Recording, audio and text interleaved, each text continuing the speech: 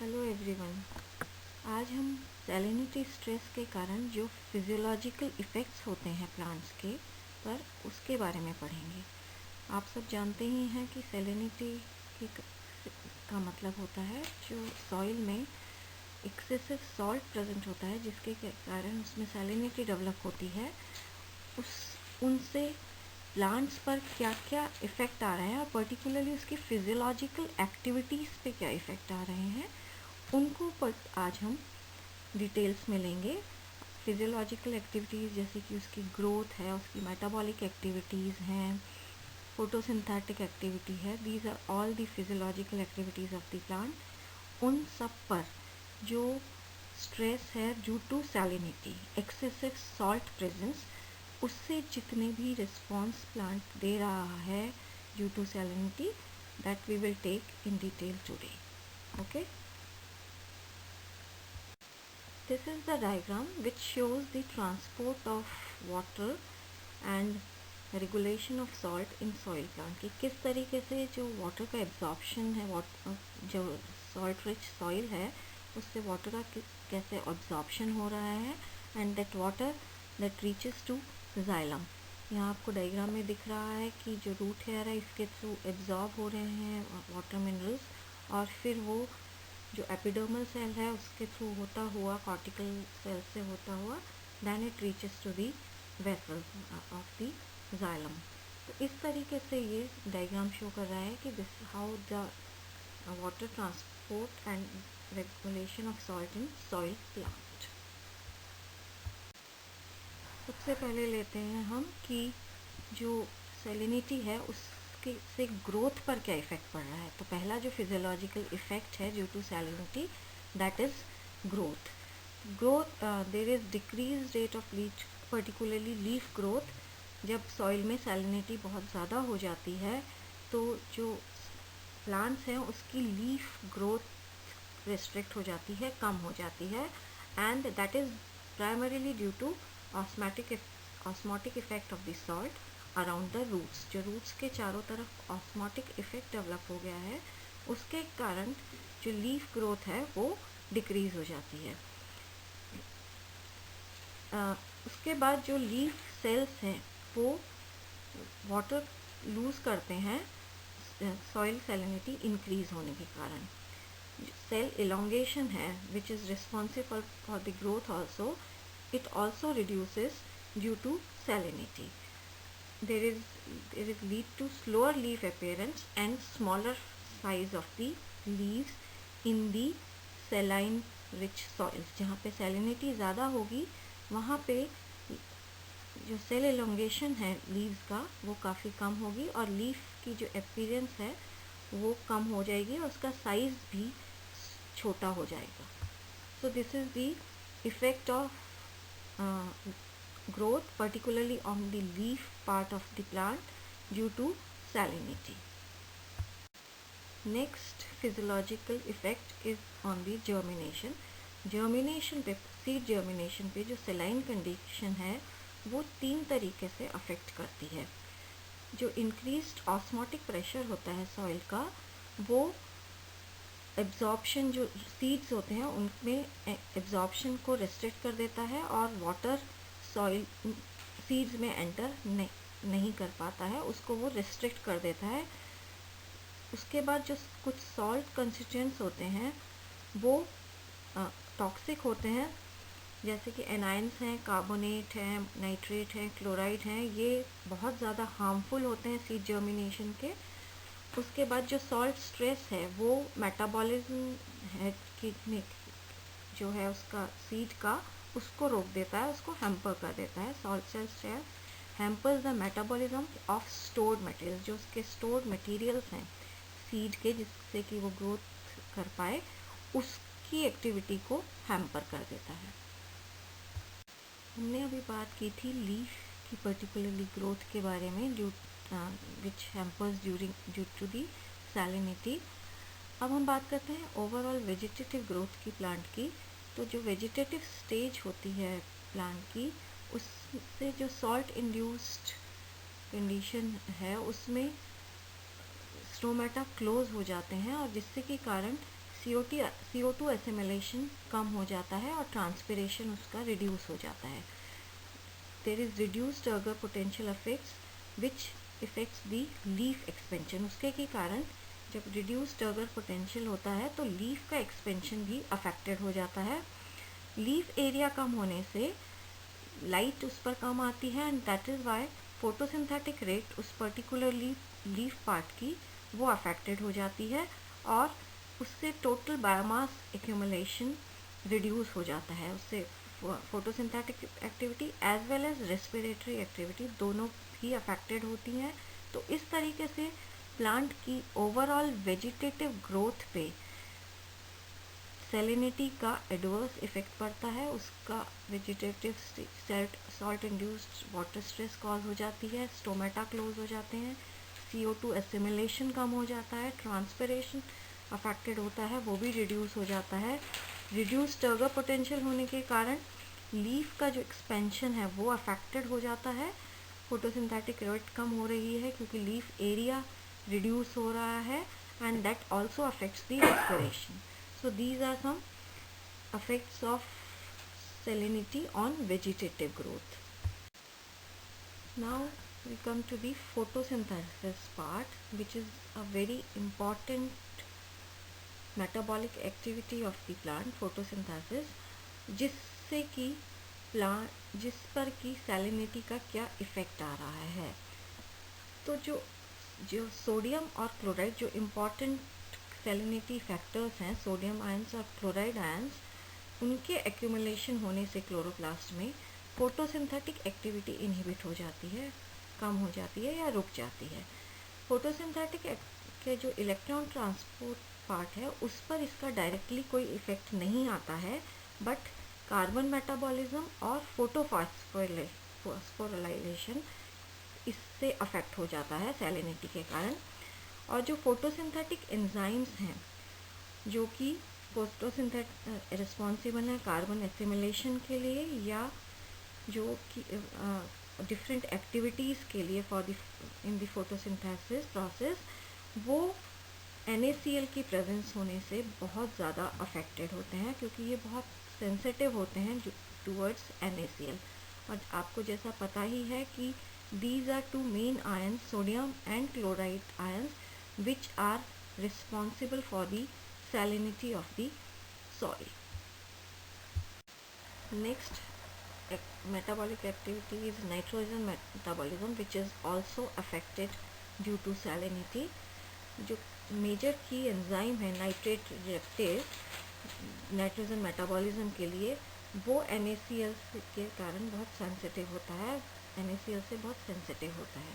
एक important amino acids है glycine बिटेन, वो उसकी का इंक्रीज देखा गया है सैलिनिटी के कारण, जो कि पेरिनियल हेलोफाइट्स जैसे कि एट्रिप्लेक्स स्पीशीज़ में पाया जाता है. प्रोलीन जो कि एक अल्फा अमाइनो एसिड है वो बहुत ज़्यादा एक्यूमुलेट हो जाता है दूसरे अमाइनो एसिड्स के कंपैरिजन में इन सॉल्ट स्ट्रेस्ड प्लांट्स. जहाँ पे सॉल्ट स्ट्रेस्ड जो प्लांट्स होते हैं उनमें प्रोलीन का एक्यूमुलेशन बहुत ज़्यादा देखा गया है as compare to other amino acids. Hello everyone, आज हम सैलिनिटी स्ट्रेस के कारण जो फिजियोलॉजिकल इफ़ेक्ट्स होते हैं प्लांट्स के पर उसके बारे में पढ़ेंगे. आप सब जानते ही हैं कि सैलिनिटी का मतलब होता है जो सॉइल में एक्सेसिव सॉल्ट प्रेजेंट होता है जिसके कारण उसमें सैलिनिटी डेवलप होती है. उनसे प्लांट्स पर क्या क्या इफ़ेक्ट आ रहे हैं और पर्टिकुलरली उसकी फिजियोलॉजिकल एक्टिविटीज़ पे क्या इफ़ेक्ट आ रहे हैं उनको पर आज हम डिटेल्स में लेंगे. फिजियोलॉजिकल एक्टिविटीज़ जैसे कि उसकी ग्रोथ है, उसकी मेटाबॉलिक एक्टिविटीज़ हैं, फोटोसिंथेटिक एक्टिविटी है, these are all the physiological activities of the plant. उन सब पर जो स्ट्रेस है due to salinity, excessive salt presence, उससे जितने भी रिस्पॉन्स प्लांट दे रहा है due to salinity, that we will take in detail. Okay.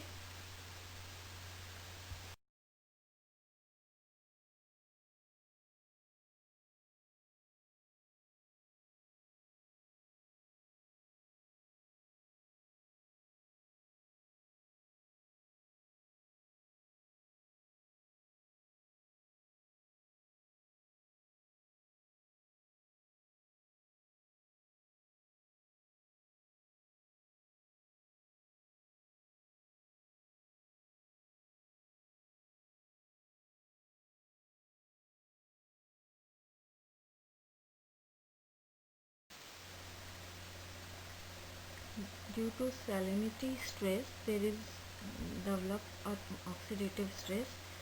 Due to increase in salinity stress, photosynthetic rate decreases.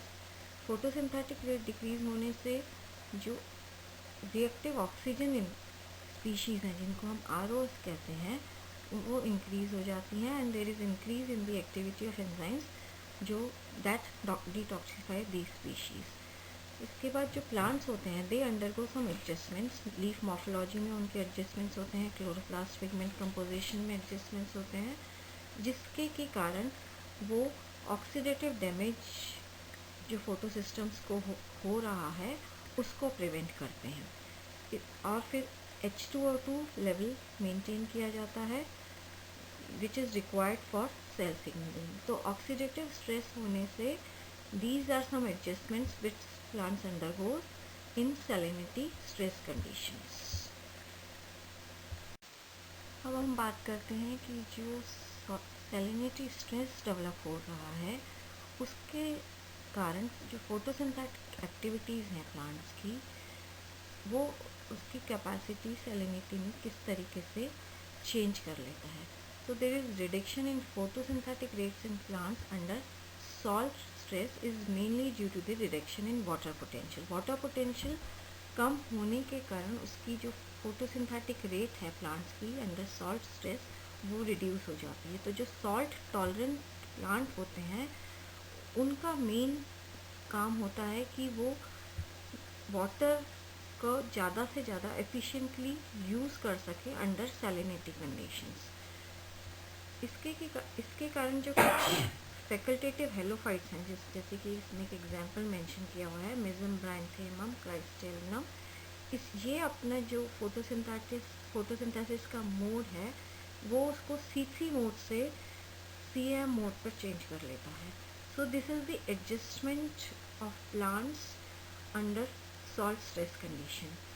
और इसके कारण जो प्लांट्स होते हैं ये रिड्यूस वाटर लॉस, इनका जो वाटर लॉस है वो स्टोमेटा क्योंकि दिन में ओपन नहीं होते हैं रात में ओपन होते हैं तो उससे उनका वाटर लॉस भी कम हो जाता है और and it also decrease respiratory water loss in day time. जो सॉल्ट टॉलरेंट प्लांट स्पीशीज़ होते हैं जैसे कि एट्रीप्लेक्स लेंटिफॉर्मिस है उसमें भी C3 जो मोड होता है फोटोसिंथेसिस का उससे C4 पाथवे की तरफ वो शिफ्ट कर जाते हैं सैलिनिटी के कारण। So these are some changes in photosynthetic capacity under salinity।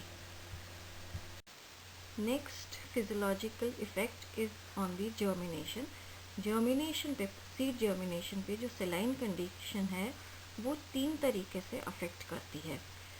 जो increased osmotic pressure होता है soil का वो एब्जॉर्प्शन जो सीड्स होते हैं उनमें एब्जॉर्प्शन को रेस्ट्रिक्ट कर देता है और वाटर सॉइल सीड्स में एंटर नहीं कर पाता है, उसको वो रेस्ट्रिक्ट कर देता है।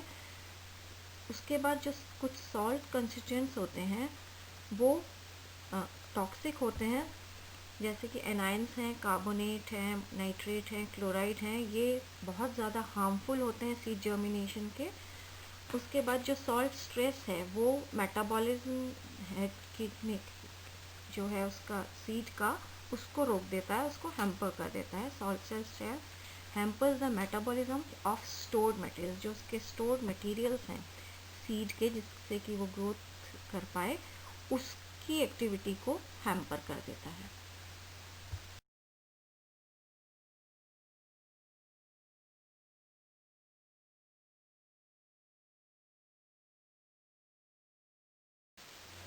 सॉल्ट स्ट्रेस कंडीशन प्लांट्स को 2 तरह से अफेक्ट करती है, इट में भी शॉर्ट और लॉन्ग टर्म। जो शॉर्ट टर्म इफेक्ट है प्लांट्स पे वो with in a few hours और 1-2 डेज में आने लग जाते हैं जब प्लांट्स सॉल्ट स्ट्रेस कंडीशन में एक्सपोज होते हैं।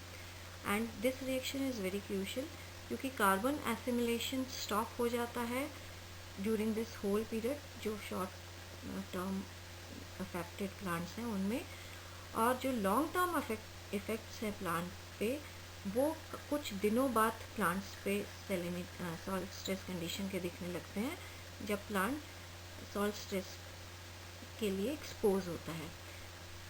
Due to the accumulation of salt in the leaf, the assimilation of carbon decreased obviously. जब सॉल्ट एक्यूमुलेट हो जाता है लीफ में, तो कार्बन का जो एसिमुलेशन है, जो फोटोसिंथेटिक एक्टिविटी के लिए रहता है, वो काफ़ी कम हो जाता है। So it affects the photosynthetic activity of that plant particularly. These are some effects of salinity on water relations. जो water related activities हैं plants में, उनके कारण उन पर salinity का क्या इफेक्ट आ रहा है या salt stress condition का क्या इफेक्ट आ रहा है. So there is an increase of salt in root medium. अगर root medium में salt ज़्यादा है, that lead to decrease in leaf water potential. उससे leaf water potential decrease हो जाता है and that affect plant process, और उसके कारण बहुत सारी plant processes affected हो जाती हैं.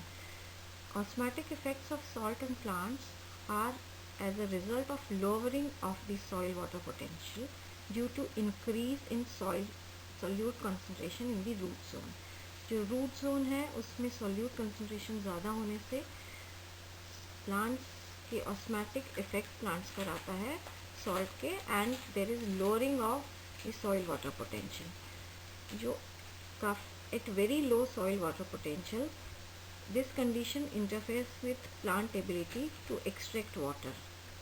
जब लो सॉइल वाटर पोटेंशियल होता है तो वो प्लांट्स की जो एबिलिटी होती है वाटर को एक्सट्रैक्ट करने की सॉइल से, उस पर भी उसका इफेक्ट आता है. वो उसके कारण वो इंटरफेरेंस होती है उसमें, और उससे it maintains the turgor of the plant. बहुत ही लो या मॉडरेट सॉल्ट कंसंट्रेशन पे, या जिसको हम कहते हैं हायर सॉइल वाटर पोटेंशियल पे, प्लांट्स ऑस्मोटिकली अपने आप को एडजस्ट कर लेते हैं और उनमें सॉल्यूट्स एक्यूमुलेट हो जाता है and they maintain a potential gradient for the influx of water. जब बात हम कर रहे हैं जब वो बहुत लो और मॉडरेट सॉल्ट कंसंट्रेशन होती है. हायर सॉल्ट कंसंट्रेशंस पे वो फिर ये ऑस्मोटिकली एडजस्ट नहीं कर पाते हैं. जब salt treatment cause a significant decrease in relative water content, sugar beet में रिलेटिव वाटर कंटेंट काफ़ी डिक्रीज हो जाता है, जिसको हम RWC कहते हैं.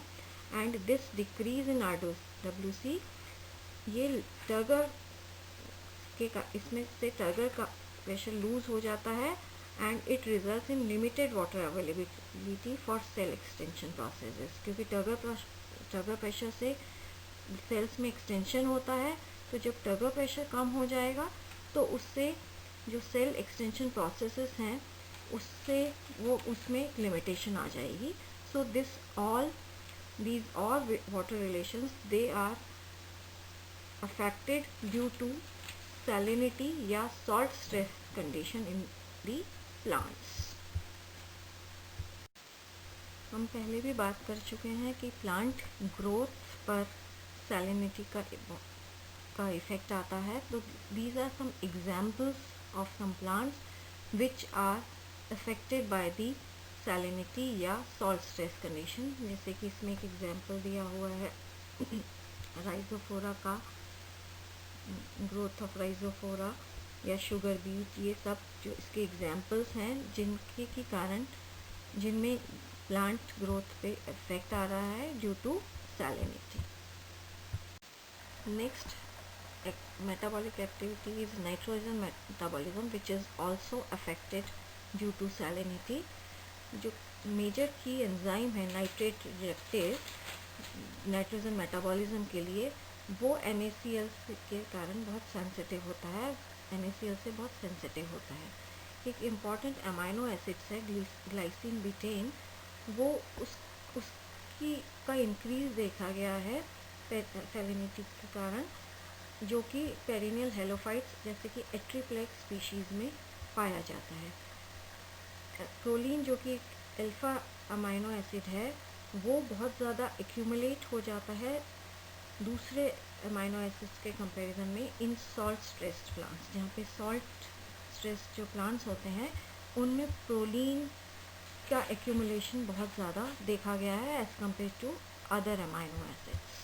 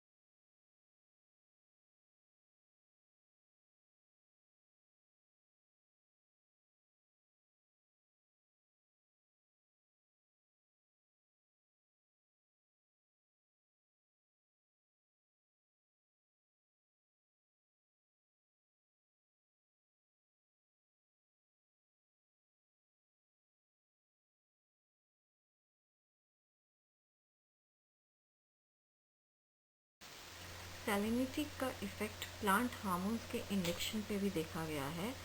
यह देखा गया कि एब्सिसिक एसिड और साइटोकाइनिन का प्रोडक्शन जो सॉल्ट रिच सॉइल्स होती हैं, हाई सॉल्ट कंसंट्रेशन वाले प्लांट्स होते हैं, उनमें इन दोनों हार्मोन्स का लेवल काफ़ी ज़्यादा होता है।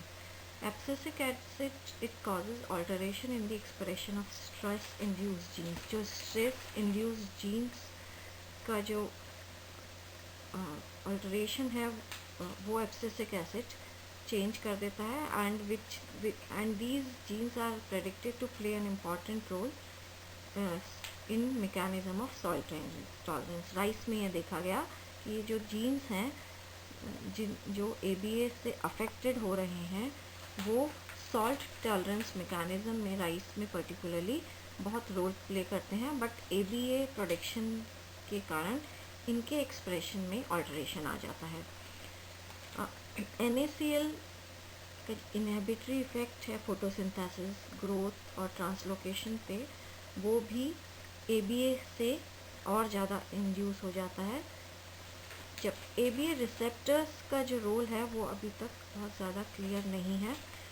ये कुछ एविडेंसेस मिले हैं जिनसे में कि ABA का involvement reversible protein phosphorylation and modification of cytosolic calcium levels और pH में देखा गया है। मतलब ABA बनने से इन सब एक्टिविटीज़ पर भी इफ़ेक्ट आता है। कैल्शियम अपटेक का इंक्रीज ABA के कारण बढ़ जाता है under salt stress, and it contributes two membrane integrity maintenance. तो वो मेम्ब्रेन में इंटीग्रिटी को मेंटेन करता है, and that enables plant to regulate uptake and transport under high levels of external salinity in the longer term. So these are some effects of induction of plant hormones due to salinity, जिसमें से कि जो दो important hormones हैं that are induced, they are abscisic acid and cytokinin, which increase with high salt concentration. So this is all about the plant hormones due to salinity increased conditions. These are some references from which you can also study about the physiological responses of salinity stress in detail also. So you can go through the online material of these references and prepare your notes. So this is all about the physiological effects of plants due to salinity stress. I think you have well understood it. So please go through these slides and read them. Thank you very much.